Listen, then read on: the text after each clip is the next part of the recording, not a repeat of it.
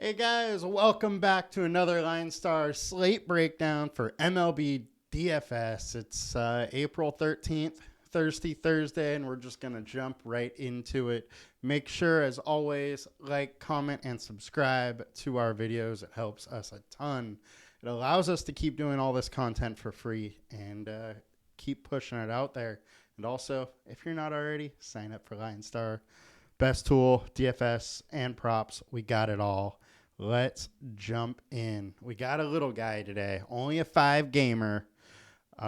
Real nice weather in New York for hitting, wind blowing out to left, and it's warm, so that's good. It's also good weather at pretty much all of the games outside of San Diego today. Here, a little chilly and kind of drizzly all day today, but the game should play just fine. Now let's jump into the slate itself. Go over to the ownership. So Nick Lodoto is absolutely coming in at the highest owned pitcher, 42%. Wouldn't be surprised if he's a little higher than that. Frankly, he just has way more upside than anybody else on this slate. So with that, I expect him to be very high owned. Next, we have Chris Bassett coming in at 40.7% owned. You know, his price is okay, but he has this very juicy matchup against the Tigers. The one thing, though, is his K rate is nothing like Gausman's yesterday. He's down at 18.8%. The combined K rate is only 18%. So Gausman doesn't have a ridiculous amount of upside. He did get hit pretty hard in his opener against St. Louis. That is St. Louis, though. And bounced back decently against the Angels with 109 pitches, going 6 innings and 5 Ks. I kind of expect something like that for him today. 6 innings, maybe 6 Ks or so. And that'll do it. And at 8,200, that's probably enough, especially on this slate. So, and then we got Jordan Montgomery, 39% owned. Montgomery's another one where it doesn't have a huge, a bunch of K upside, 24.8% K rate, and the combined K rate, just like Bassett, 20%, almost 21%. So slightly more upside in the strikeout department for Montgomery. Also going against a semi-poor offense in Pittsburgh, especially without O'Neill Cruz.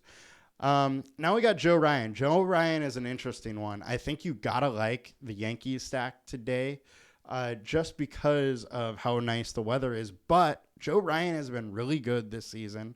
25 points and 27 points, and he's done that in limited pitch count. I do expect his pitch counts still to be slightly limited today, but there's major upside here, and he's not as high owned as a lot of these guys, so it's really interesting to me. On the other side, I do like the Yankees stack also. And look at a little more of Ryan. So over his last 20 starts, 26% K rate, but his last 5, 29% K rate. He brought in new pitches this year. He has a different pitch mix, so that K rate could stay a little elevated throughout this year at his price. It is kind of interesting. We know the Yankees are a good offense, but they do strike out a decent amount. We have a 27.6% combined K rate for Ryan today. So I do like that. It's just a little risky because that Yankees offense. Now, Nick Martinez, look, I think he's probably priced decently. He hasn't been very good this year. He's been really struggling with command. But if he is able to find his spots today, he's not a bad option. Again, another risky one because he could easily give up 5 walks and with that probably 3 to 5 runs. But Milwaukee striking out 25.7%. His StatCast data is really good, 23% K rate for him at 7,400. That's not bad. when you have a combined K rate of 25.6. There is some nice little upside for his price point. If you wanted to go him and Lodolo, I would understand that. Outside of that, I don't really love it. Burrito's a decent option, not great.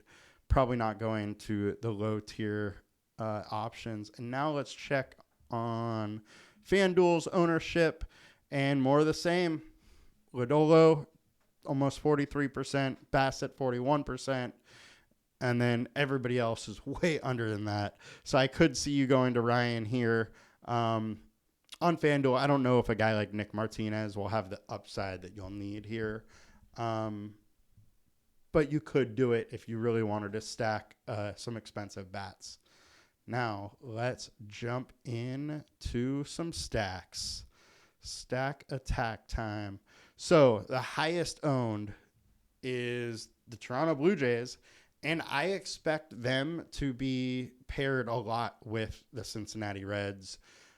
Reds are in a good spot also. So, I think that combination of a Blue Jays and a Red stack is going to be very high owned today. Frankly, it's really good weather in Cincinnati. The ballpark favors, hitting and home runs. And then Toronto is just, in a decent spot. However, I think they're getting overplayed a little bit. Turnbull, while he's not an elite pitcher, he's been decent, 3.64 FIP. 4.35 ERA. He's only given up 1.67 fantasy points per plate attempt. So, I don't mind Toronto. Just at their ownership, I might go elsewhere. And if we look at the highest projected, we do have some Yankees stacks in there as a higher projected spot, and ownership is way lower if you see 59% versus some of Toronto's guys going 120 plus. I absolutely do like the Yankees. It is a tough matchup for them. Ryan is a tough pitcher, but if Ryan can get out early and get into that bullpen a little bit early, I think the Yankees do have a shot at, being the slate winner today. And then next, let's take a look at the ceiling here.